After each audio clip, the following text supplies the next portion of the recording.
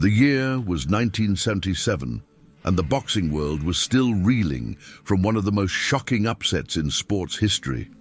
George Foreman, the seemingly invincible heavyweight champion, had been dethroned by Muhammad Ali in the sweltering heat of Kinshasa, Zaire. But what happened next would shake Foreman to his very core in ways no punch ever could. Picture this: a man who once stood as the most feared fighter on the planet, reduced to questioning everything he believed about life, death, and the very essence of human existence. This isn't just another boxing story. This is the raw, unfiltered journey of a soul hanging between two worlds, where mockery transforms into reverence and where a single moment in a dressing room would rewrite the destiny of one of America's most complex athletes. George Foreman sat in his Houston mansion, the Texas heat pressing against the windows like an unwelcome visitor. The silence was deafening. 3 years had passed since that fateful night in Africa, yet the sting of defeat still burned fresh in his mind. He stared at the newspaper clipping on his coffee table, a photo of Muhammad Ali with his arms raised in victory, that familiar smile beaming across the page. "Dancing around like a fool," George muttered to himself, his massive hands clenching into fists. All that religious talk, all that spiritual nonsense. Where was his Allah when I was pounding him against the ropes? The bitterness had festered like an infected wound. George had always been a straightforward man, believing in what he could see, touch, and control. Muhammad's constant references to his faith, his prayers before fights, his unwavering belief in divine protection, it all seemed like elaborate theater to George. A show designed to psyche out opponents and win over crowds. His trainer, Dick Sadler, had arrived early that morning for their usual session. The old man had been with George since his amateur days, watching him demolish opponent after opponent with the kind of raw power that made grown men tremble. But lately, something was different about his fighter. The fire was still there, but it burned with a different kind of intensity. One fueled more by anger than ambition. "You ready to get back in there, champ?" Dick asked, wrapping George's hands with practiced precision. The ritual was sacred, each loop of tape a promise of violence to come. George flexed his fingers, feeling the familiar tightness of the wraps. "I've been ready. These guys don't know what's coming for them. All this talk about spirituality and higher powers, I'll show them what real power looks like." The gymnasium echoed with the rhythmic pounding of heavy bags and the sharp crack of speed bags. Young fighters moved around the space like hungry wolves, each one dreaming of the day they might face the former champion, but George commanded the room with his presence alone. At 6'3" and weighing in at a solid 220 pounds, he was still a force of nature. As he worked the heavy bag, each punch landed with the sound of thunder. Left hook, right cross, uppercut, the combinations flowed like a violent symphony. Sweat poured down his face, mixing with the frustration that had become his constant companion. Every punch was a message to Muhammad Ali, to the boxing world, to anyone who dared question his dominance. "That's it, George!" Dick shouted from the corner. "Let it all out! Channel that anger!" But the anger went deeper than anyone realized. It wasn't just about losing a fight. It was about losing face, losing respect, losing the identity he had built his entire life around. George Foreman had been the destroyer, the unstoppable force that reduced opponents to rubble. Muhammad Ali had taken that away from him, and worse, he had done it while spouting what George saw as religious propaganda. After the training session, George found himself driving through the streets of Houston, his Cadillac cutting through traffic like a shark through water.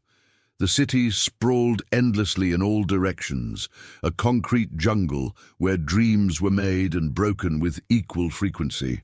He pulled into the parking lot of a small diner, one of those places where the coffee was strong and the conversations were stronger. Inside, the familiar smell of bacon grease and cigarette smoke welcomed him. The waitress, a middle-aged woman named Betty, recognized him immediately. Her eyes lit up with the kind of starstruck wonder that George had grown accustomed to, but lately it felt hollow. "Well, if it isn't George Foreman himself," she said, pouring him a cup of coffee without being asked. "How you been, honey? We don't see you around here much anymore." George wrapped his large hands around the warm mug, finding comfort in its simplicity. "Been training hard, Betty. Getting ready to show the world what real fighting looks like." An elderly man at the counter turned around, his weathered face creased with years of hard living.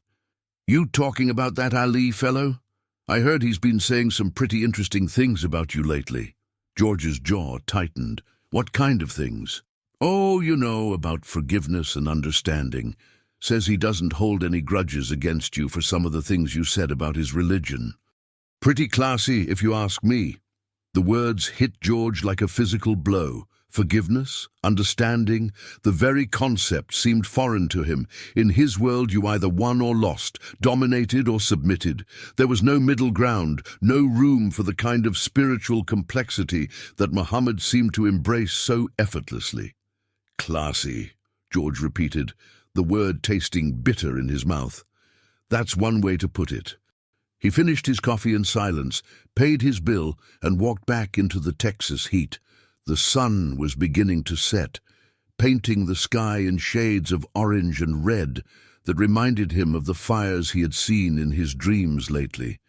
Strange, vivid dreams where he found himself in places he didn't recognize, surrounded by voices he couldn't understand. That evening, George sat in his living room, the television droning in the background. A sports commentator was analyzing upcoming fights, speculating about George's next move, questioning whether he still had what it took to reclaim his title. The words washed over him like white noise, meaningless chatter from people who had never stepped into a ring, never felt the crushing weight of defeat. His phone rang, cutting through the monotony. It was his manager, discussing potential opponents, purse amounts, and training schedules. But George found it hard to concentrate. His mind kept drifting back to that conversation in the diner, to the idea that Muhammad Ali harbored no ill will toward him, despite everything George had said and done.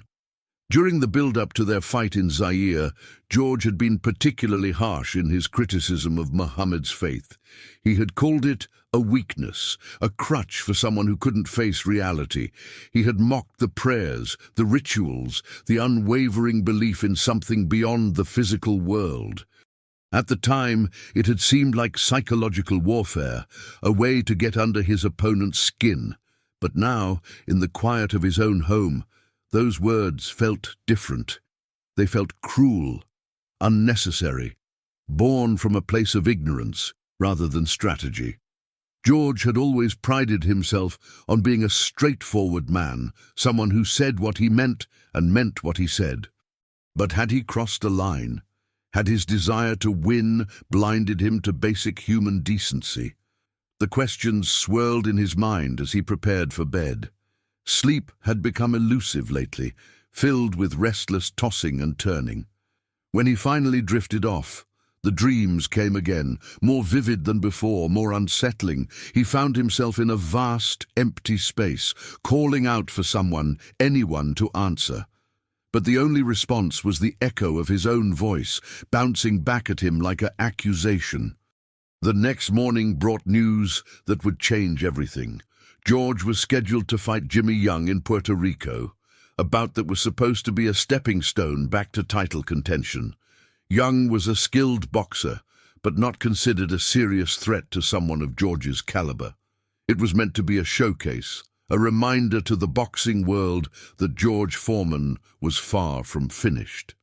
As he prepared for the trip to Puerto Rico, George felt a strange sense of unease. It wasn't fear. He had never been afraid of any opponent. It was something else, something he couldn't quite name, a feeling that this fight would be different, that something significant was waiting for him in the Caribbean heat. The flight to Puerto Rico was turbulent, the small plane bouncing through storm clouds like a toy in the hands of an angry child. George gripped the armrests, his knuckles white with tension. He had flown countless times before, but this felt different. The turbulence seemed to mirror the chaos in his own mind, the questions and doubts that had been building for months. When they finally landed in San Juan, the humid air hit him like a wall. Puerto Rico in March was a furnace, the kind of heat that sapped strength and clouded judgment.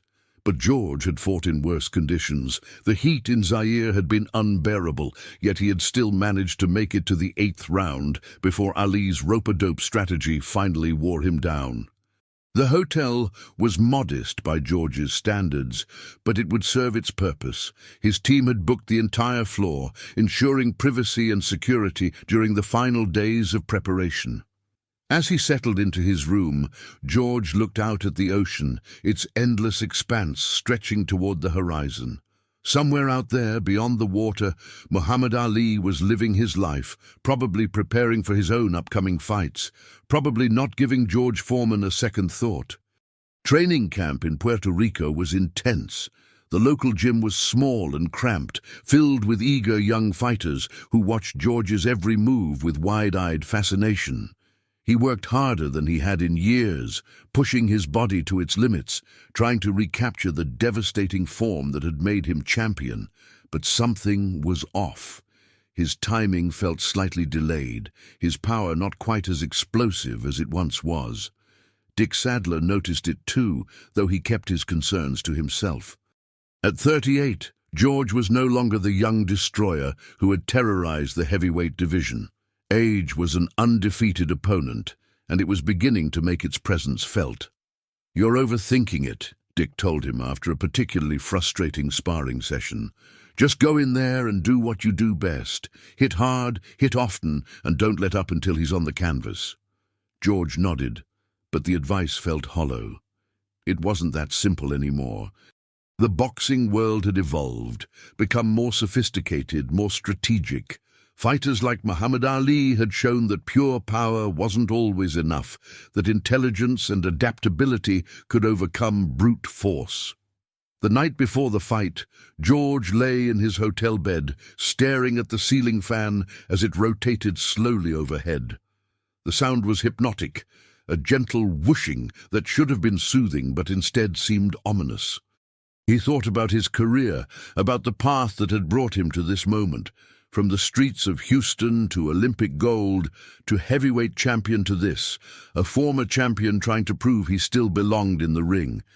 He thought about Muhammad Ali, about their fight in Zaire, about the things he had said in the lead-up to that bout. The mockery, the dismissiveness, the complete lack of respect for something that clearly meant everything to his opponent. At the time, it had seemed justified, even clever. Now it felt petty and small. George had been raised in a religious household, but somewhere along the way, he had lost that connection. Boxing had become his religion, power his God, victory his salvation. But what happened when those things were taken away? What happened when the God you worshipped proved to be false? The questions followed him into sleep, where they transformed into dreams more vivid and disturbing than any he had experienced before. He found himself in a place that seemed both familiar and alien, surrounded by faces he couldn't quite recognize. Voices called to him from the darkness, speaking words he couldn't understand, but somehow felt in his bones. Fight day dawned hot and humid, the Puerto Rican sun already blazing at 7 in the morning. George went through his usual pre-fight routine, light breakfast, gentle stretching, mental preparation. But nothing felt routine about this day. Everything seemed charged with an energy he couldn't identify, as if the very air around him was crackling with electricity. The Coliseo Roberto Clemente was packed to capacity, 15,000 fans creating a wall of sound that seemed to vibrate through the concrete structure. George had fought in front of larger crowds, but the intensity here was different. These weren't just boxing fans. They were people hungry for drama, for spectacle, for the kind of raw emotion that only combat sports could provide. In the dressing room, George went through his final preparations. Dick wrapped his hands with extra care, each layer of tape applied with the precision of a surgeon. The ritual was comforting, a connection to thousands of fights that had come before, a reminder that he was part of something larger than himself. "How you feeling, champ?" Dick asked, tying off the final wrap. George flexed his fingers, testing the tightness. "Ready to remind everyone why they used to call me the hardest puncher in the world." But even as he said the words, George felt a strange detachment, as if he was watching himself from outside his own body. The confidence was there, the preparation was complete, but something fundamental had shifted. He couldn't shake the feeling that this fight would be different from all the others, that something was waiting for him in that ring that had nothing to do with Jimmy Young. The walk to the ring felt like a journey through a tunnel of sound and light. Fans reached out to touch him, their faces a blur of excitement and anticipation. George had always fed off this energy, used it to fuel his aggression and intensity. But tonight it felt overwhelming, almost suffocating. Jimmy Young was already in the ring when George arrived, a tall, lean fighter with quick hands and an awkward style that had given other heavyweights trouble. He looked confident, relaxed, like a man who believed he had nothing to lose and everything to gain. George had seen that look before, usually right before he separated his opponent from consciousness. The referee called them to the center of the ring for final instructions. George looked into Jimmy Young's eyes, searching for the fear he was accustomed to seeing. Instead, he found calm determination, the kind of quiet confidence that came from careful preparation and unwavering belief. It was unsettling. The first round began with George doing what he did best, stalking his opponent like a predator, looking for openings to land his devastating power shots. But Young was elusive, moving well, using his reach advantage to keep George at bay. The crowd grew restless as the round progressed without the explosive action they had expected. By the third round, George was beginning to feel the effects of the Puerto Rican heat and humidity. His punches, while still powerful, lacked their usual snap. Young, meanwhile, seemed to be gaining confidence with each passing minute, landing clean shots and making George miss with increasing frequency. The middle rounds were a grinding affair, with George pressing forward but unable to land the decisive blow that had ended so many of his previous fights.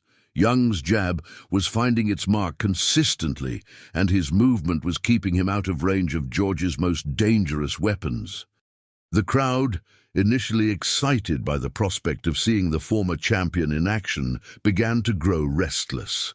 By the 8th round, George was breathing heavily, his legs feeling heavier with each step. This wasn't how it was supposed to go. Jimmy Young was supposed to be a tune-up fight, a confidence builder on the road back to title contention. Instead, George found himself in a real battle, one that was testing not just his physical skills, but his mental fortitude as well. The 9th round brought more of the same. Young boxing intelligently, George pressing but unable to find his rhythm. The heat in the arena was stifling, and George could feel his energy draining away like water through a sieve. But he had been in tough fights before, had overcome adversity through sheer will and determination. He just needed to dig deeper, to find that extra gear that had carried him through so many battles. But as the 10th round began, George felt something he had never experienced before in a boxing ring, genuine doubt. Not just about winning the fight, but about whether he belonged there at all. His legs felt like concrete, his arms like lead weights. Every breath was a struggle, every movement an effort that seemed to require more energy than he possessed. Jimmy Young sensed the shift and began to press his advantage.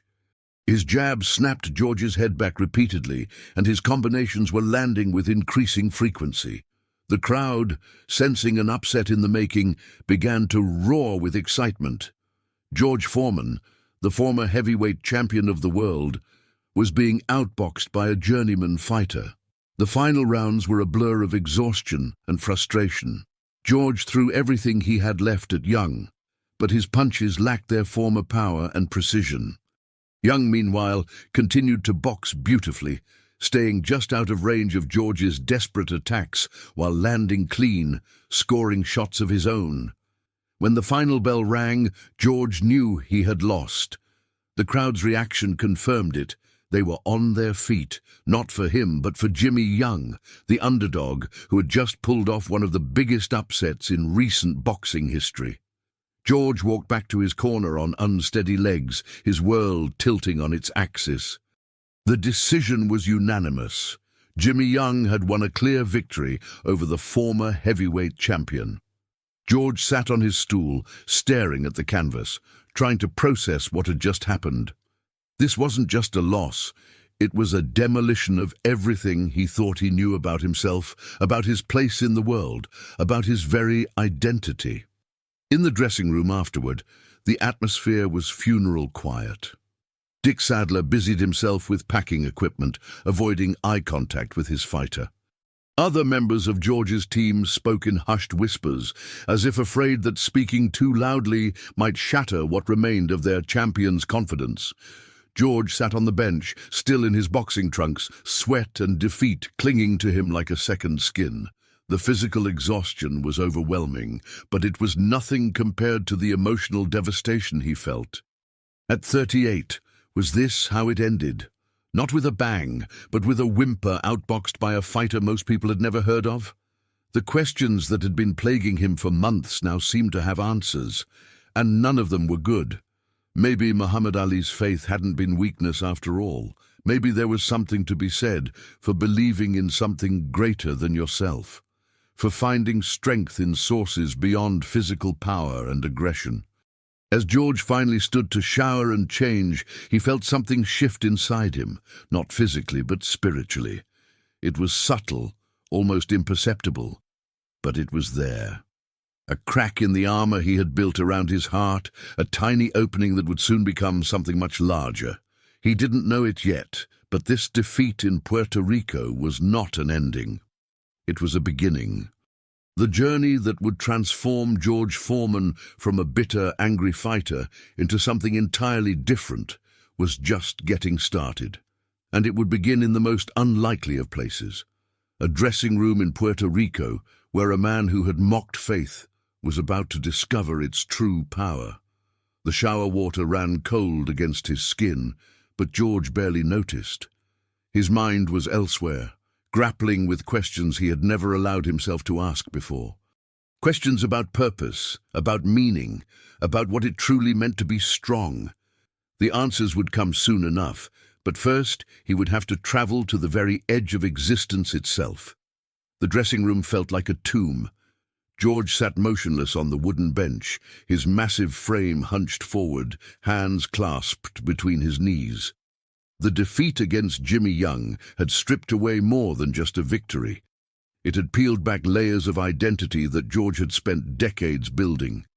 The silence was broken only by the distant sounds of the arena emptying. Thousands of fans filing out into the Puerto Rican night, their voices carrying the excitement of witnessing an upset that would be talked about for years. Dick Sadler finally broke the oppressive quiet.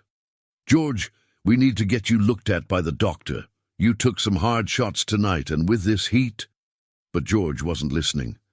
His mind was trapped in a loop, replaying moments from the fight, searching for explanations that made sense.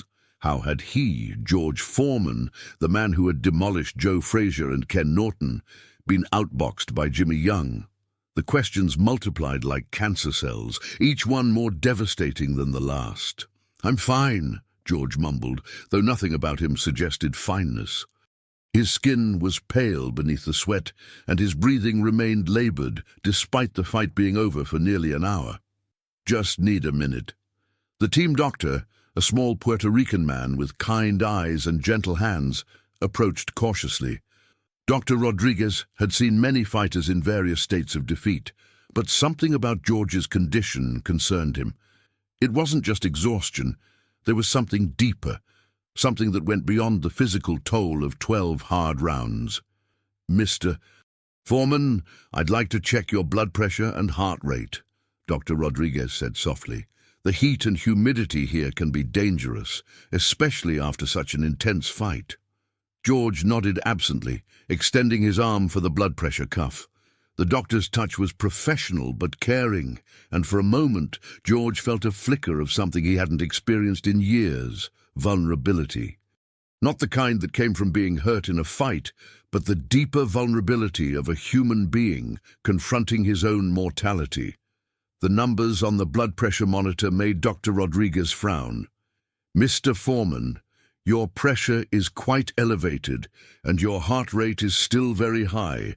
I think we should get you to a hospital for observation." "No hospitals," George said firmly, though his voice lacked its usual authority. "I just need to rest. I'll be fine in the morning."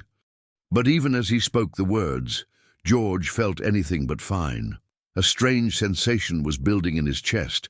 Not pain exactly, but a pressure that seemed to be expanding with each breath. The room felt smaller somehow, the walls closing in like the sides of a coffin. Dick Sadler knelt beside his fighter, concern etched deep in his weathered features. "George, maybe the doc is right. You don't look good, and after what happened tonight—" "What happened tonight," George interrupted, his voice rising slightly, "is that I got old, that's all. Jimmy Young didn't beat me, time did." But even as he said it, George knew it wasn't entirely true. Yes, age had played a factor, but there was something else, something that had been eating away at him for months. The anger, the bitterness, the constant need to prove himself. It had all become a weight that was crushing him from the inside. The dressing room began to empty as team members packed equipment and prepared for the journey back to the hotel. George remained on the bench, unwilling or unable to move. The fluorescent lights hummed overhead, casting harsh shadows that made everything look stark and unforgiving. "You know," George said suddenly, his voice barely above a whisper, "Muhammad used to pray before every fight, right there in the dressing room in front of everyone. I always thought it was for show, you know, like he was trying to psyche people out or something." Dick looked up from the equipment bag he was packing. "Yeah, I remember. You used to make fun of it."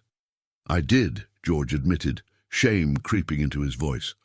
"I said some terrible things about his faith, about what it meant to him. I thought it made him weak. And now—" George was quiet for a long moment, staring at his hands. Hands that had once been instruments of destruction, now just tired appendages attached to an even more tired man. "Now I'm wondering if maybe he was onto something. Maybe he had something I never did." The admission hung in the air like smoke from an extinguished candle. For George Foreman, a man who had built his entire identity around strength and dominance, acknowledging weakness was like admitting defeat in the deepest possible way. Dr. Rodriguez approached again, his medical bag in hand. "Mr. Foreman, I really must insist. Your vital signs are concerning, and given the stress your body has been under tonight—" This time George didn't argue. Something in the doctor's tone, combined with the growing pressure in his chest, convinced him that maybe medical attention wasn't such a bad idea. "All right, Doc, but somewhere quiet. I don't need the press getting wind of this." The ride to the hospital was surreal. George sat in the back of an ambulance, not as a patient exactly, but as a precaution. The Puerto Rican streets flashed by through the small windows, neon signs and late-night revelers, creating a kaleidoscope of color and movement that seemed to belong to another world. The hospital was small, but clean, with that distinctive antiseptic smell that all medical facilities seem to share. George was taken to a private room where Dr. Rodriguez and the hospital staff could monitor him properly. The bed felt strange beneath his large frame, too soft, too clean, too removed from the world of boxing and violence that had defined his adult life. As the medical team worked around him, checking vitals and drawing blood, George found his mind drifting to unexpected places. He thought about his childhood in Houston, about the poverty and struggle that had driven him to boxing in the first place. He thought about his early fights, the raw hunger that had propelled him to Olympic gold and eventually to the heavyweight championship. But mostly, he thought about Muhammad Ali. Their rivalry had been one of the defining narratives of heavyweight boxing in the 1970s. Two men who couldn't have been more different, Ali with his poetry and politics and unwavering faith, George with his quiet intensity and devastating power. The build-up to their fight in Zaire had been electric, two titans preparing to collide in the heart of Africa. George remembered the press conferences, the way Muhammad had spoken about his beliefs with such conviction, such certainty. At the time, George had seen it as weakness, as a crutch for someone who needed external validation. But lying in that hospital bed in Puerto Rico, George began to see it differently. Maybe faith wasn't about weakness at all. Maybe it was about finding strength in something larger than yourself, about connecting to a source of power that didn't depend on physical ability or worldly success. Maybe Muhammad had understood something that George was only now beginning to glimpse. The hours passed slowly. George dozed fitfully, his sleep interrupted by strange dreams that seemed more vivid than reality. In these dreams, he found himself in vast, empty spaces, calling out for guidance, for understanding, for something to fill the hollow ache that had taken up residence in his chest. Around 3 a.m, George woke with a start. The pressure in his chest had intensified, and breathing had become difficult. He reached for the call button, but before he could press it, something extraordinary happened. The room seemed to fill with a presence that George couldn't see but could definitely feel. It wasn't threatening or frightening, quite the opposite. It was warm, comforting, like being embraced by someone who loved you unconditionally. George had never experienced anything like it, and for a moment he wondered if he was having some kind of medical episode. But this wasn't a hallucination or a side effect of medication. This was something else entirely. Something that spoke to a part of George's soul that had been dormant for decades. In that moment, lying in a hospital bed in Puerto Rico, George Foreman encountered something that would change the trajectory of his entire life. The presence seemed to communicate without words, conveying messages that George understood on a level deeper than conscious thought. He saw his life spread out before him like a map, all the choices he had made, all the pain he had caused, all the opportunities for love and connection that he had missed or dismissed. He saw Muhammad Ali, not as an opponent or rival, but as a fellow human being who had found something precious and had tried in his own way to share it with the world. George saw his own mockery and dismissal of Muhammad's faith for what it really was: fear. Fear of something he didn't understand, fear of appearing weak, fear of admitting that there might be more to existence than what he could control with his fists. The vision expanded, showing George glimpses of a different kind of life, one where strength came not from domination but from service, where power was measured not by the ability to destroy but by the capacity to build up and heal. It was a revelation that shook him to his very core. When the experience ended, and George was never quite sure how long it lasted, he found himself weeping.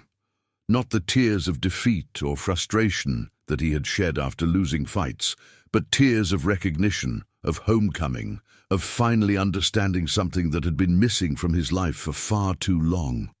The nurse who came to check on him found George sitting up in bed, his face wet with tears, but his expression peaceful in a way that seemed almost luminous. "Mr. Foreman, are you all right? Should I call the doctor?" George looked at her with eyes that seemed to see everything differently now. "I'm more than all right," he said softly. "I think I'm finally awake." The rest of the night passed in a blur of quiet contemplation. George didn't sleep, but he didn't feel tired either. Instead, he felt energized in a way that had nothing to do with physical strength. It was as if someone had turned on a light in a room that had been dark for decades, revealing treasures that had been there all along, but hidden from view. When Dr. Rodriguez arrived for morning rounds, he was amazed by the transformation in his patient. George's vital signs had normalized, his color had returned, and there was something in his demeanor that suggested a fundamental shift had occurred. "Mr. Foreman," "You look remarkably better," the doctor said, checking his chart. "How are you feeling?" "Different," George replied honestly. "Like I've been carrying a weight I didn't even know was there, and someone just lifted it off my shoulders." Dr. Rodriguez nodded, though he wasn't entirely sure what to make of his patient's improved condition. From a medical standpoint, George appeared to be fine. Better than fine, actually. Whatever had been troubling him the night before seemed to have resolved itself. "I'd like to keep you for observation for a few more hours," the doctor said, "but if your numbers stay stable, I see no reason why you can't be discharged this afternoon." George nodded, but his mind was already elsewhere. He was thinking about what came next, about how to live with this new understanding that had been given to him. The old George Foreman, the angry, bitter fighter who had mocked what he didn't understand, felt like a character from someone else's story. Dick Sadler arrived around noon, looking haggard and worried. The events of the previous night had taken their toll on the old trainer, and the concern for his fighter was written all over his face. "How you feeling, champ?"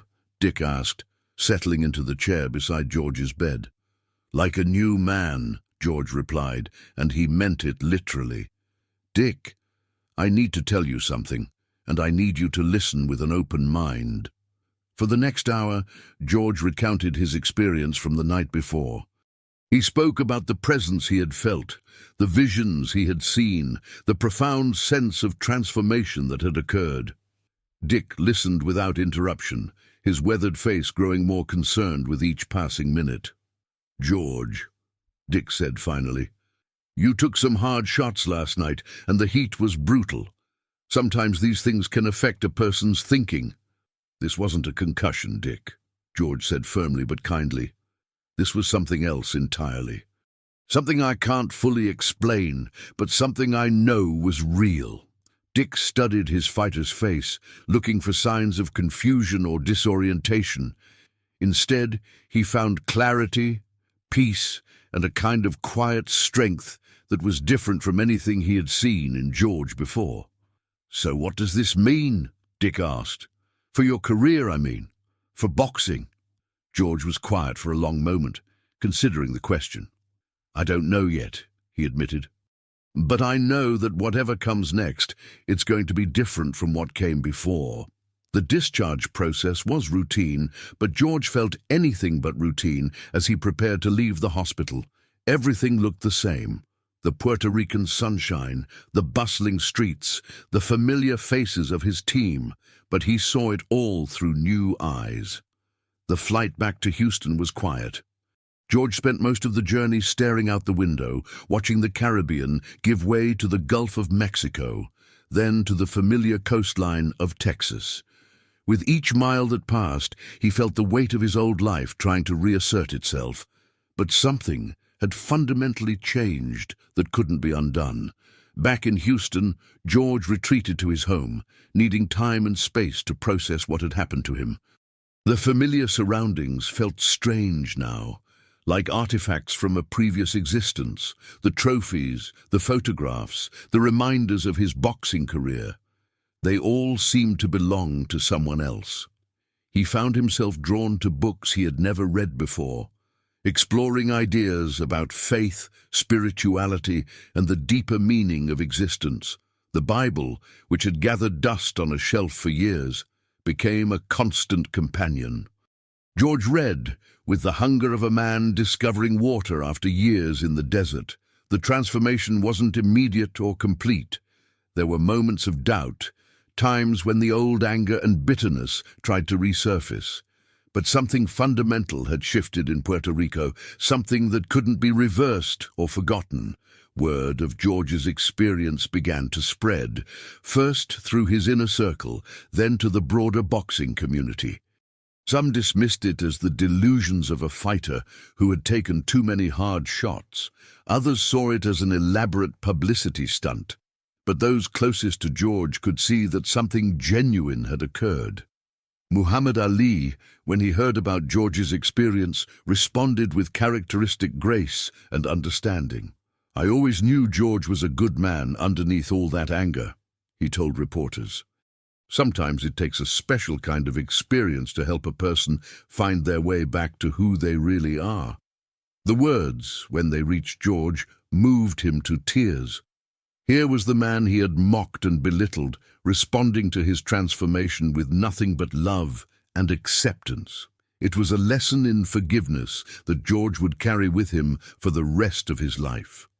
As the weeks passed, George began to understand that his experience in Puerto Rico was not an ending but a beginning. The old George Foreman, the destroyer, the intimidator, the man who had built his identity around the ability to hurt others, was gone. In his place was someone new, someone who understood that true strength came not from the ability to knock people down, but from the power to lift them up. The boxing world waited to see what George would do next. Would he retire? Would he continue fighting? Would he try to reclaim his championship? But George himself was focused on different questions now. How could he use this transformation to help others? How could he share what he had learned without sounding like a madman? How could he honor the gift he had been given? The answers would come in time, but for now, George was content to simply be grateful. Grateful for the experience that had changed his life, grateful for the opportunity to start over, and yes, grateful even for Muhammad Ali, the man whose faith he had once mocked, but who had unknowingly helped guide him toward his own spiritual awakening. In the quiet of his Houston home, George Foreman knelt beside his bed and prayed, not for victory in the ring, but for wisdom to understand his purpose, for strength to live up to his transformation, and for the ability to share the love and forgiveness that had been so freely given to him. The journey from mockery to reverence was complete, but the real adventure was just beginning. Hey, my friends! Help me by subscribing to the channel so we can reach 1,000 subscribers, even if you're watching from your TV or computer. Your subscription makes all the difference, and the algorithm will help you see more amazing stories. Leave a like or an emoji in the comments and be part of this growth.